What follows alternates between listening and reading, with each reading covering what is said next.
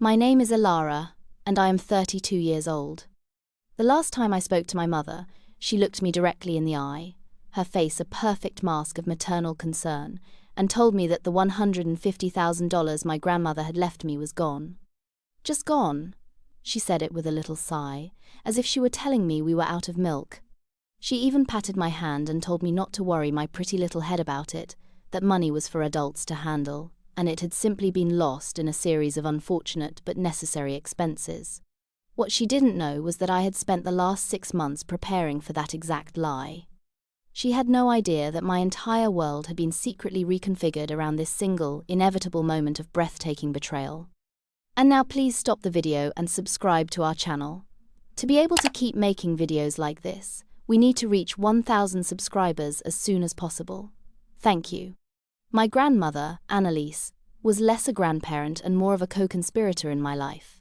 While my mother, Beatrice, was all sharp edges and practical pronouncements, a woman who measured love in corrected homework and ironed shirts, my grandmother was a creature of whimsy and fierce, unconditional affection.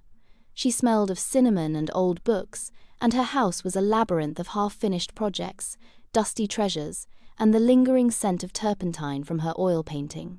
She saw me.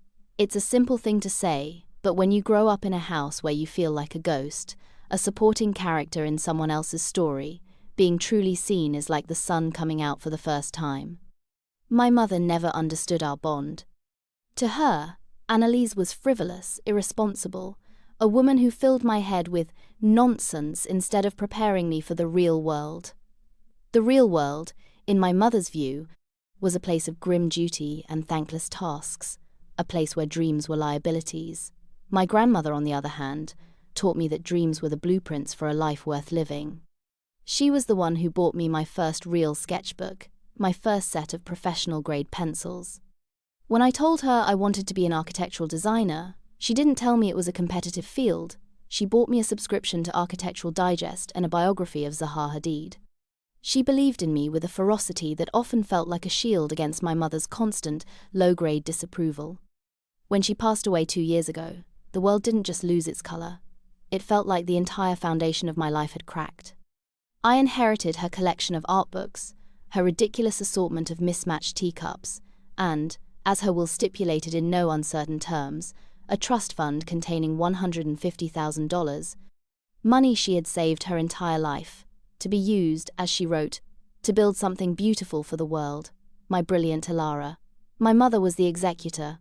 She had smiled, a thin, tight smile that didn't reach her eyes, and said, "Of course, we'll keep it safe for you until you're ready." I was 30 years old, but in my mother's eyes, I would never be ready. I knew, even then, that a storm was coming. I just had no idea how devastating the landfall would be, or that I would be the one to finally learn how to command the thunder. The fight for that money became a fight for my grandmother's belief in me, the last tangible piece of her I had left. The first year after my grandmother's death was a fog of grief and quiet obedience. I lived in a state of suspended animation, going through the motions of my job at a mid-level marketing firm, a job my mother had heartily approved of for its practicality and utter lack of passion. I'd ask about the inheritance periodically, gentle, probing questions. "Just wondering how the market is doing," I'd say, or, "Is there any paperwork I need to be looking at for tax purposes?" Each time my mother would wave a dismissive hand. "It's fine, Elara, it's all being handled. Don't you trust me?" And that was the core of it, wasn't it? Trust. In our family, trust wasn't earned, it was demanded, a one-way street flowing directly to my mother. My father, a man whose spine seemed to have dissolved years ago, would just nod along. "Your mother knows best," was his mantra, the 4 words that could end any argument, shut down any dissent. He wasn't a bad man, just a tired one, a man who had long ago decided that peace, at any price, was worth the cost of his own voice. My brother, Daniel, was worse. He was a willing lieutenant in my mother's army. He'd soaked up her worldview, believing her to be the ultimate authority on all things. He'd often say things like, "Mom's just looking out for you, Elara. You've always had your head in the clouds." They formed a perfect, impenetrable wall of benign condescension. They were the witnesses, the enablers, who saw my spirit being slowly eroded, but called it parenting or family looking out for family. The injustice was a constant, dull ache. It was in the way my mother would tell stories at family gatherings, framing my ambitions as childish fantasies. It was in the way my father would change the subject when I tried to talk about my design portfolio. It was in my brother's smug little smile when my mother would put me in my place. They had a narrative for me, Elara, the dreamy, unreliable one. And the inheritance was the ultimate symbol of that narrative. My keeping it was, to my mother, an unacceptable deviation from the script she had written for my life. That money was my escape hatch, my launch pad, and she couldn't stand it. It represented a future she couldn't control. The catalyst, the moment the quiet ache of injustice sharpened into a blade, came in the form of an email. It was from the Royal College of Art in London, a place I had applied to on a whim, a desperate, secret act of defiance. I had submitted a portfolio I'd been working on in stolen hours, late at night when the house was quiet.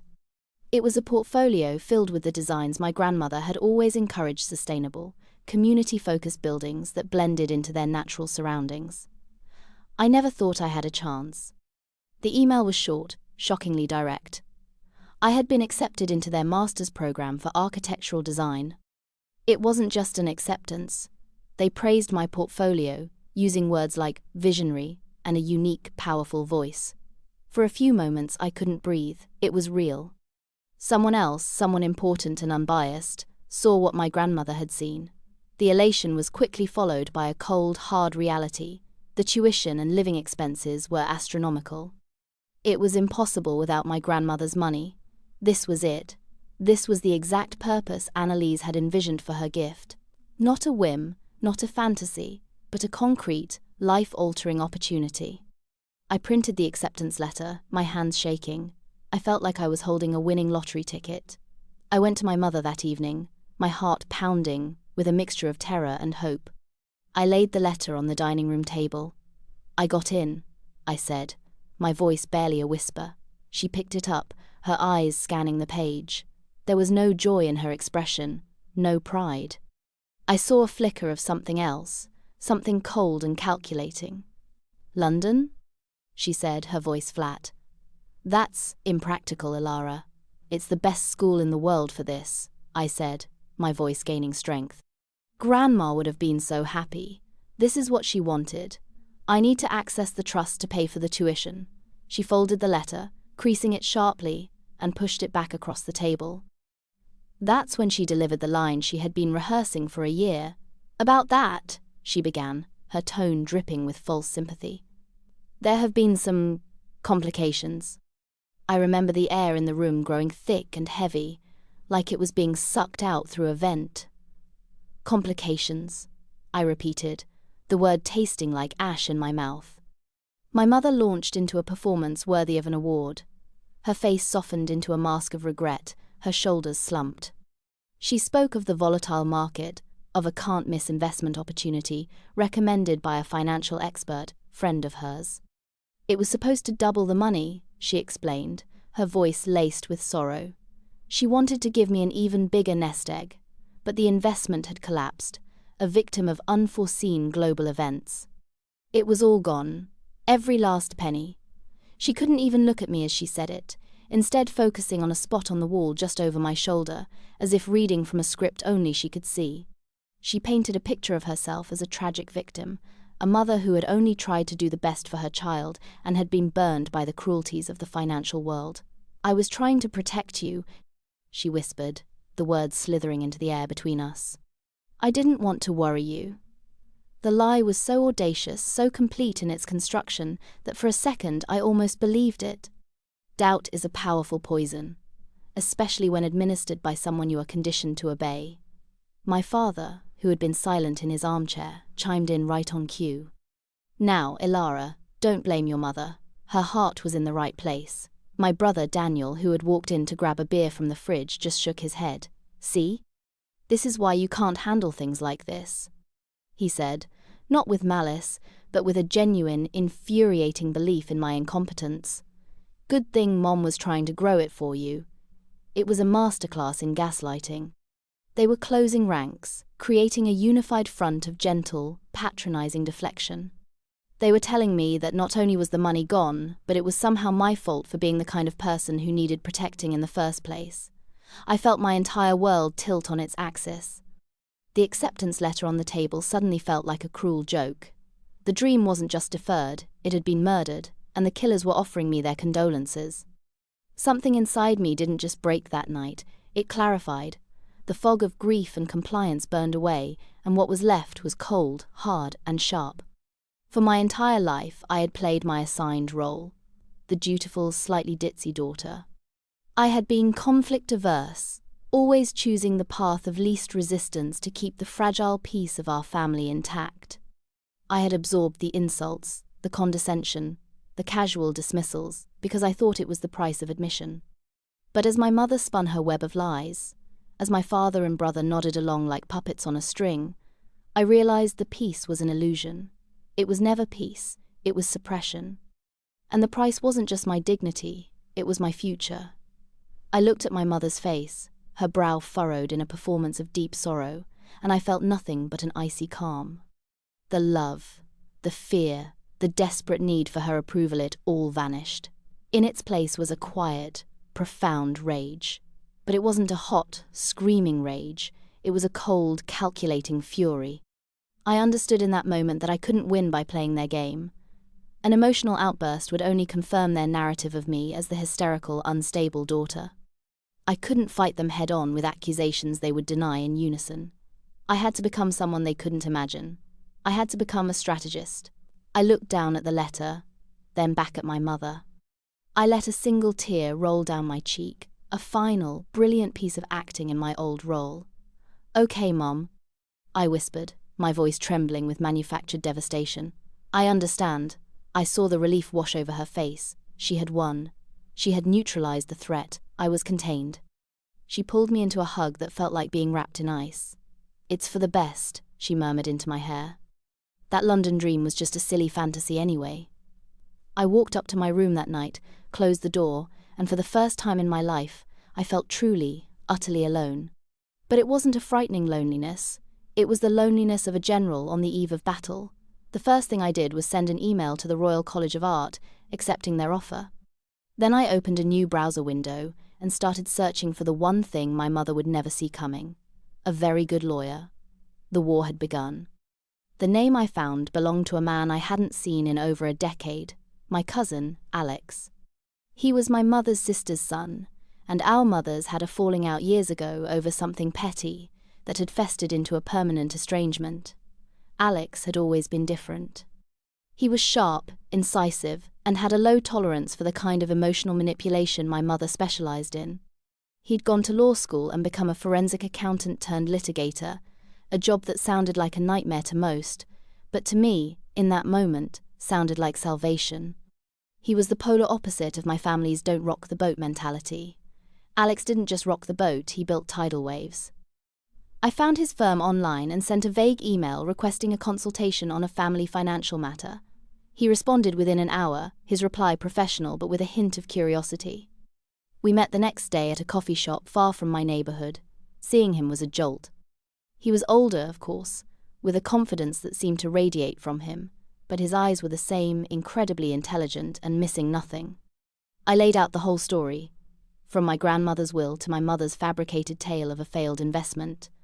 I expected skepticism, or at least a healthy dose of legal caution. Instead, he just listened, his gaze fixed on mine, nodding slowly. When I finished, he took a slow sip of his coffee. "Let me get this straight," he said, his voice calm and even. "Your grandmother, who adored you, left you a significant inheritance in a trust. Your mother, who was the executor and has a history of controlling behavior, now claims the entire amount vanished in a single bad investment, has no documentation to prove it, and is telling you it's for your own good?" I nodded, feeling a lump form in my throat. "Yes." He leaned back in his chair. "Elara, in my line of work, we have a technical term for a story like that." He paused, letting the silence hang in the air. "We call it bullshit." The relief that flooded through me was so intense it felt like a physical wave. It was the validation I had been starved of for my entire life. He wasn't just an ally, he He was an expert confirming my sanity. He believed me, unconditionally. "She underestimated you," Alex said, a faint, predatory smile on his lips. "And she really underestimated your grandmother. Annelise was no fool. I guarantee you the way she set up that trust has teeth. Your mother just assumes you'll never think to bite." He leaned forward, his voice dropping to a conspiratorial whisper. "So, here's what we're going to do. We're not going to yell, we're not going to accuse. We're going to let her think she's won. And while she's basking in her victory, you and I are going to quietly, meticulously, and legally take her entire world apart." The next 6 months were a masterclass in duality. To my family, I was the picture of tragic defeat. I withdrew. I was quiet at family dinners. I told them I had declined the offer from the school in London, that it was, as my mother had suggested, a silly dream. I played the part of the chastened daughter so convincingly that my mother's condescension softened into a cloying, suffocating pity. She would pat my head and offer to take me shopping, to cheer me up.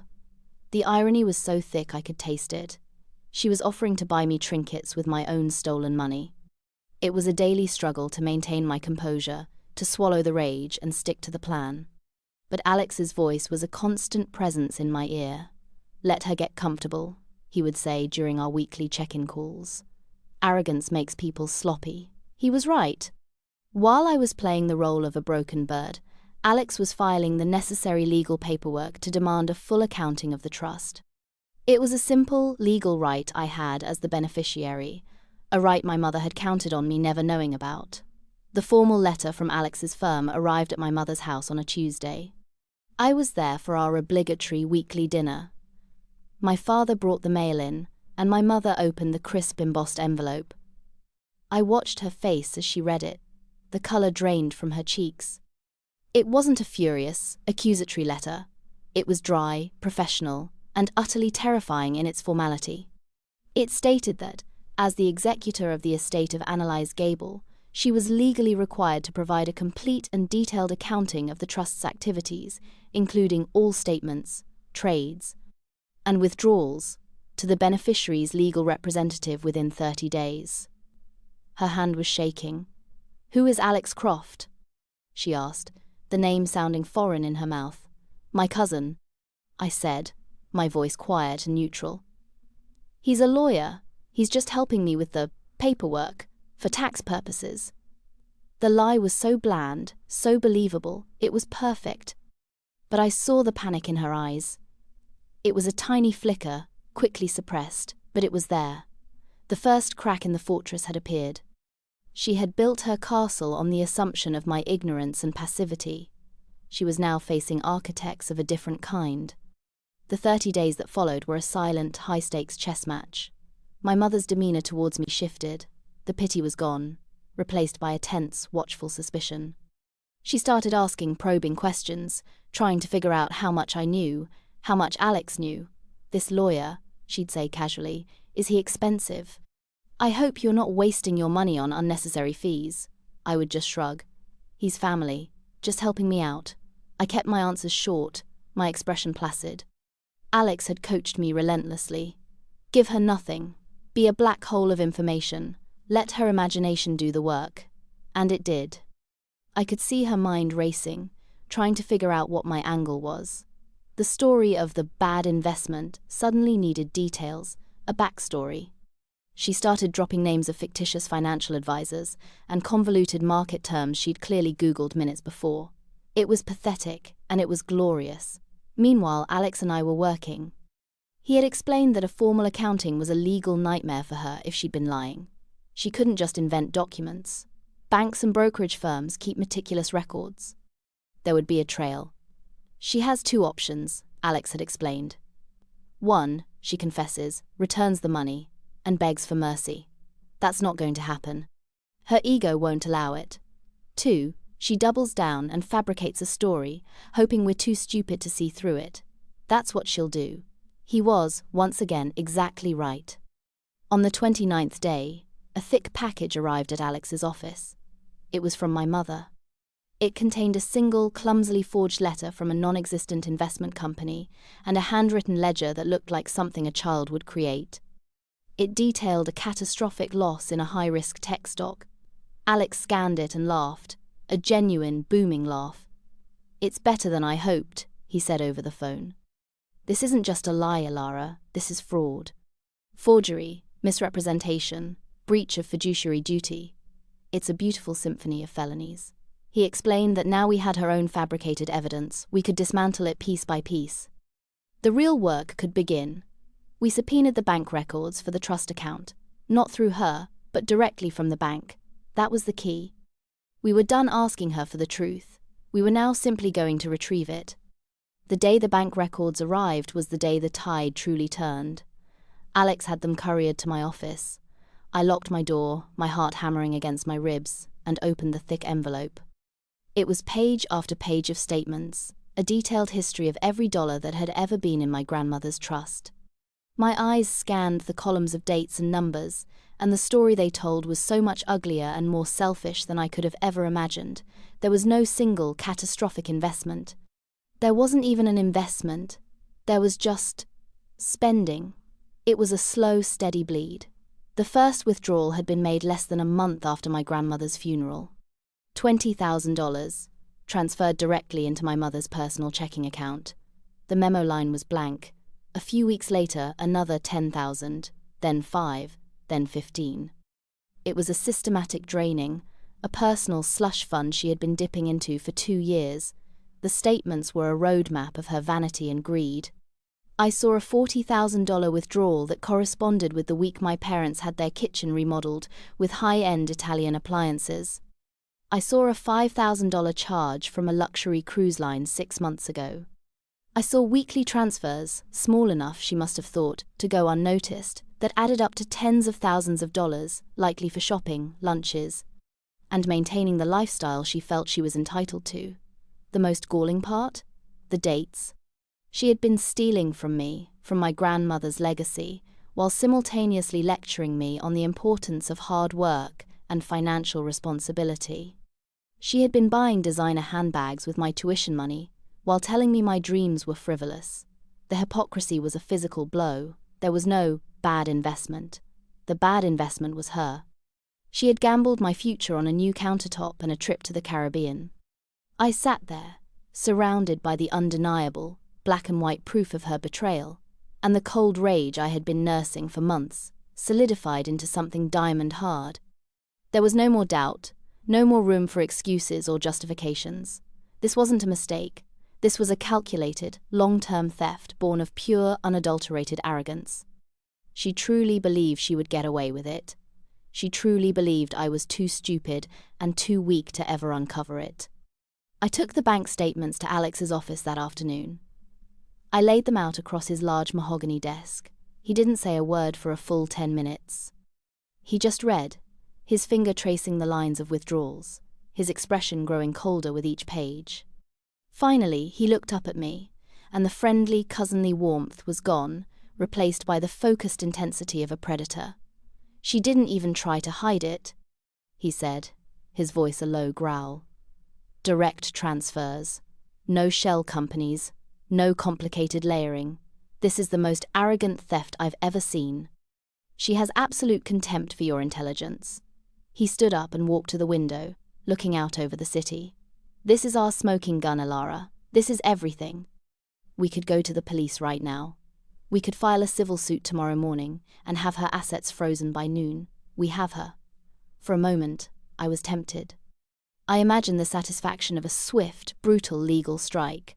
But then I thought of my father, my brother, the whole rotten system of enabling that had allowed this to happen. A quiet, legal victory felt incomplete. They would spin it, downplay it, call it a misunderstanding that the lawyers blew out of proportion. My mother would paint herself as a victim of a technicality, persecuted by her ungrateful daughter. No, that wasn't enough. It wasn't just about getting the money back anymore. It was about dismantling the lie. It was about forcing the witnesses to see the truth, to acknowledge the role they had played through their silence. I wanted justice, but I also wanted vindication. I wanted a reckoning. "No," I said, my voice clear and steady. "Not yet. A lawsuit is quiet. It happens in courtrooms and lawyers' offices. I want her to be exposed." I want them all to see exactly who she is, with no room for doubt or excuses. Alex turned from the window and looked at me, a slow, appreciative smile spreading across his face. He recognized a kindred spirit. "You don't just want to win," he said. "You want to burn the whole rotten structure to the ground. I like it. So, what's the stage for this little play of yours?" I thought of the calendar. I thought of the one day of the year my mother held most sacred, the one day that was all about celebrating her. "Mother's Day," I said. "She's planning a big brunch at her house. The whole family will be there." Alex's smile widened. "Oh, that's perfect," he said. "That is absolutely, exquisitely perfect." The next 2 months were dedicated to setting the stage. While I continued my performance as the defeated daughter, Alex and I worked on our masterpiece of a trap. The goal was simple. We needed more than just the bank statements. The statements were undeniable proof of the theft, but they didn't capture the lie itself. We needed my mother, in her own voice, admitting to her fabricated story. We needed to show not just the crime, but the cover-up. Alex explained the concept of a one-party consent state. In our state, it was perfectly legal to record a conversation as long as one person in the conversation knew it was being recorded. The plan was delicate. I couldn't just confront her with a recorder running. She would clam up immediately. I had to get her to repeat the lie, to elaborate on it, to commit to it so fully that there would be no wiggling out of it later. I chose my moment carefully. It was a week before the Mother's Day brunch. I went to her house under the guise of needing her help with something trivial, choosing a paint color for my apartment. I brought over paint swatches, a flimsy pretext for a long, meandering conversation. I waited until we were sitting in her newly remodeled kitchen, the very kitchen my money had paid for. I let the conversation drift. Then, with a sigh, I brought up the lost inheritance. "You know, Mom," I began, my voice full of practiced sadness. "I've been thinking a lot about the money. I know you feel terrible about it, but maybe if I understood the investment better, it would help me have some closure." I was feeding her ego, positioning her as the expert, the one with the knowledge I needed. It was an irresistible bait. She took it instantly. "Oh, honey, it's so complicated," she said, launching into the now familiar tale, but I pushed for details. "What was the name of the company again?" "I'd like to look it up just to see their history." Panic flickered in her eyes for a second. "Oh, they went bankrupt, dear. They don't even exist anymore. A real fly-by-night operation." "And the advisor? Mr. Henderson, was it? Do you still have his number? Maybe he could explain the stock collapse to me." I pressed, keeping my voice innocent and hopeful. I had my phone in my pocket, the recording app open and running. The conversation in the kitchen was a slow, agonizing dance. For nearly an hour, I gently prodded, and she confidently, condescendingly, built her own prison of lies. Every question I asked was a brick. Every answer she gave was the mortar. I asked about the stock's name. She invented one. "Syntho Dynamics," she said, with a flourish of false confidence. I asked when the crash happened. "Last fall," she said. "It was all over the financial news, but I shielded you from it." I asked to see the paperwork again, the forged letter she'd sent Alex. "Oh, the lawyers have all of that, Elara. It's a legal matter now, you understand. Best not to touch it." She was weaving a tapestry of falsehoods, each one more detailed and specific than the last. She spoke with the authority of someone who had told a lie so many times it had become her truth. She even patted my hand at one point and said, "I know you think you could have handled it, but you're an artist, sweetheart. You think with your heart. This world of high finance, it's brutal. It was my job to protect you from that." The condescension was so thick, so deeply ingrained, she couldn't see the trap closing around her. My phone, resting on the counter just a few feet away, captured every word, the fake company name, the timeline of the non-existent crash, the name of the imaginary advisor, and, most importantly, her repeated assertions that all the money had been lost in this single disastrous investment. It was the perfect companion piece to the bank statements. The statements showed what really happened. The recording showed what she claimed happened. Juxtaposed, they were an irrefutable indictment of not just her theft, but her character. When I finally left her house that day, my hands were trembling, but not from fear. It was from the sheer, vibrating power of what I had just accomplished. I walked to my car, got in, and played back the last few minutes of the recording. Her voice filled my car, so clear, so confident in its deception. I saved the file, naming it The Story, and sent a copy to Alex with a simple 2-word message. Stage set. His reply came back in minutes. The curtain rises on Sunday. The week leading up to Mother's Day felt like the longest of my life. I was a coiled spring, a storm waiting to break. Mother's Day arrived, a bright, sunny morning that felt like a cruel mockery of the storm I was about to unleash. My mother was in her element, the queen bee in her newly renovated hive. The house was filled with the smell of expensive flowers, and the sound of my father and brother fawning over her. They had bought her a ridiculously expensive new watch, which she wore with a theatrical flourish. My brother Daniel gave a small, sycophantic toast about how she was the rock of the family, the one who always knew what was best for everyone. It was nauseating. I watched them, these enablers, and felt a profound sense of pity and disgust. Their comfort was built on a foundation of my silence, my submission. Today, the foundation was going to crack. I played my part, bringing a modest bouquet of tulips and a small wrapped gifter book on landscape architecture, a final, ironic nod to the dream she had tried to kill. I was quiet, demure, allowing her to bask in the glow of her day. The brunch was an elaborate affair, set out on the new quartz countertop I had paid for. As everyone sat down to eat, my mother, buoyed by the attention and champagne, turned to me. "Elara, dear," she said, her voice loud enough for everyone to hear. "I'm so glad to see you looking a bit brighter. I know you were disappointed about that silly London school, but honestly it's for the best. Your place is here, with family." She smiled that smug, self-satisfied smile. This was it, the moment I had been waiting for. I felt a strange, preternatural calm settle over me. The rage was gone, replaced by a surgical precision. I took a slow sip of water. "You know, Mom," I said, my voice even and clear, cutting through the light chatter. "I've been doing a lot of thinking about that, and I've come to realize you're right. It is important to be honest about things, especially with family." I looked around the table, making eye contact with my father, with Daniel, with my aunt and uncle who were also there. I had their attention. "That's why I have a small presentation," I said, "a little Mother's Day surprise." I reached into my bag and pulled out a slim, innocuous-looking folder. My mother's smile faltered for a fraction of a second, a tiny crack in her composure. My father chuckled nervously. "A presentation, Elara. What is this, a board meeting?" "Something like that," I replied, my voice unwavering. "I'd like to call it A Tale of Two Inheritances. The first is a work of fiction." I looked directly at my mother. "It's the story you told me. The one about a company called Synthodynamics and a catastrophic stock market crash last fall, and how every penny of Grandma's $150,000 was lost." I let the number hang in the air. My aunt gasped. My father and brother exchanged a confused look. They had been told a vaguer, less detailed version of the lie. My mother's face had gone rigid. "Elara, this is not the time or the place," she said, her voice low and menacing. "Oh, I think it's the perfect time and place," I said, my voice still light and conversational, "because a good story needs evidence, doesn't it? And I have you telling it so beautifully, in your own words."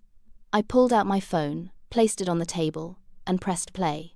Her voice filled the suddenly silent room. The recording from her kitchen. It was crystal clear. Her explanation of the fake company, the timeline of the crash, her condescending tone as she explained why I couldn't possibly understand the world of high finance. With each word, the color drained further from her face. She looked like a statue, frozen in a rictus of horror. My father's jaw was hanging open. Daniel looked from the phone to his mother, his smug expression crumbling into utter confusion. When the recording finished, I let the silence stretch for a few excruciating seconds. "A compelling story," I said softly. "Full of detail.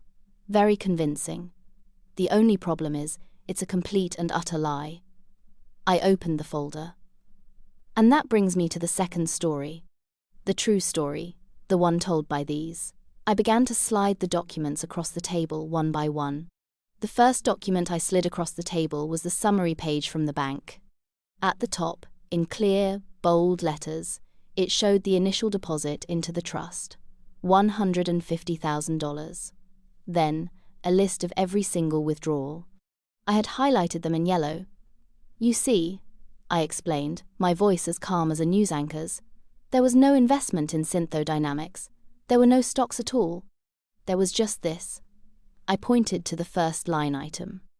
A $20,000 transfer to the personal checking account of Beatrice Miller, 1 month after Grandma's death. I slid the next page over. And a $10,000 transfer a few weeks later, and another $15,000 here. Oh, and this one is my favorite. I pushed a statement from the previous year into the center of the table. A $40,000 withdrawal made on April 12th. 2 days later, the deposit was paid for this lovely new kitchen. I patted the quartz countertop. So, in a way, I did contribute to this lovely brunch. You're all very welcome. My aunt let out a strangled noise. My uncle looked like he was going to be sick. My father stared at the papers, as if they were written in a language he couldn't comprehend. My mother was silent, her skin a ghastly shade of grey. She was no longer looking at me. She was staring at the documents, at the undeniable proof of her guilt laid bare on the table she had bought with my money.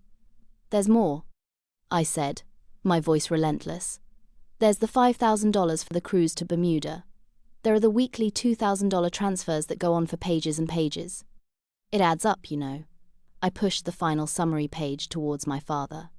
"The grand total you withdrew from my inheritance, Mom, was $154,212.48. You didn't just spend it all. You spent more." I let that sink in. I looked at Daniel. His face was a mask of dawning horror and betrayal. The rock of the family was a common thief.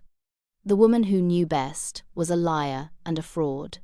The entire foundation of his worldview was turning to dust in front of his eyes. The silence that followed was the loudest sound I had ever heard. It was a vacuum, sucking all the air and life out of the room. My mother, who had built her entire identity on control and condescension, was utterly and completely broken. She opened her mouth, but no sound came out. She looked like a fish gasping for air. It was my father who spoke first, his voice a hoarse, broken whisper. "Beatrice? Is this true?"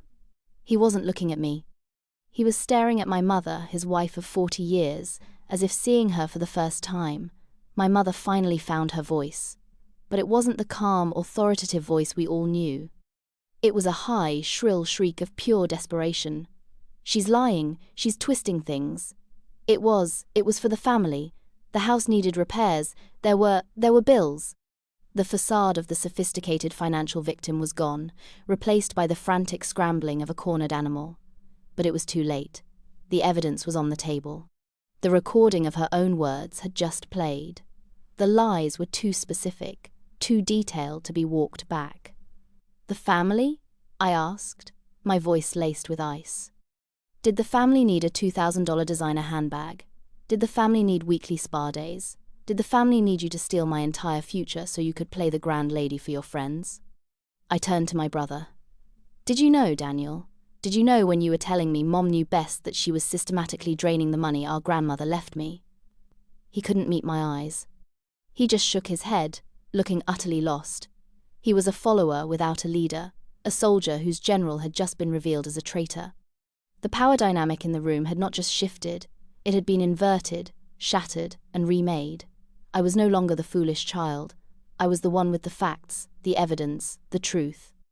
And they, the smug, complacent arbiters of my life, were the fools. My mother's desperation escalated into a full-blown meltdown. The tears started, but they weren't tears of remorse. They were tears of pure, unadulterated rage at being caught.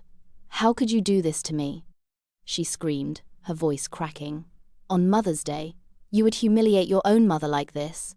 It was a breathtaking attempt to flip the script, to make herself the victim one last time. But the magic was gone. Her words were hollow, pathetic. "Humiliate you?" I said, my voice dangerously quiet. "You stole from me for 2 years. You lied to my face.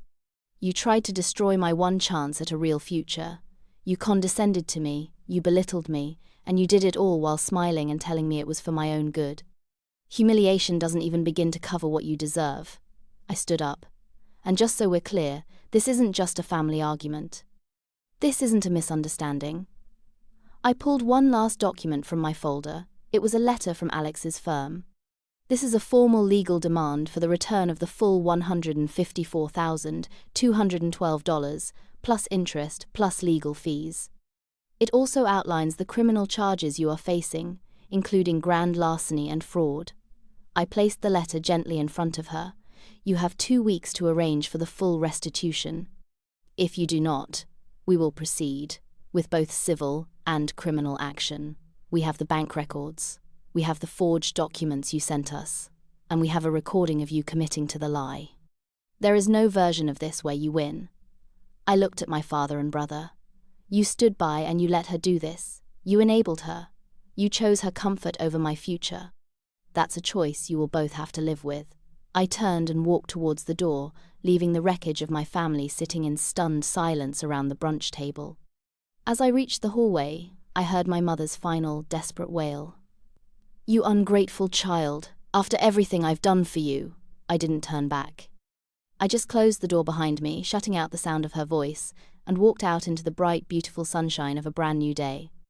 The aftermath was swift and brutal, exactly as Alex had predicted. My mother, stripped of her power and authority, collapsed.